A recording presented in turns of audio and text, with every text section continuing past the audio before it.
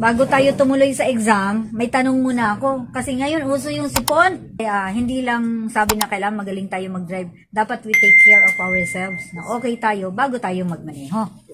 Ito yung tanong mo. Hindi ka sigurado kung ang iyong gamot ay nakaka-apekto sa'yo. Iniinom nating mga cough syrup, di ba? Ano ang dapat mong gawin?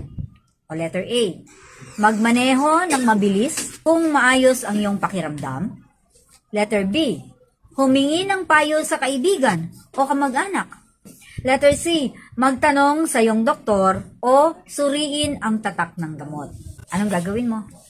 Tanungin ang doktor. Ang tamang sagot ay letter C. Bakit magtanong sa kamag-anak? O hindi naman doktor ang kamag-anak? Tapos naman, magmamaneho ng mabilis para makarating ng maaga, makapahinga ng mabuti.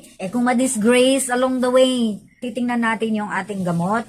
Kung meron ba doon. Kasi may mga components na pampaantok. Kasi pino-force na niya ang katawan natin na magpahinga. Kasi minsan yun lang kulang sa atin. Pahinga.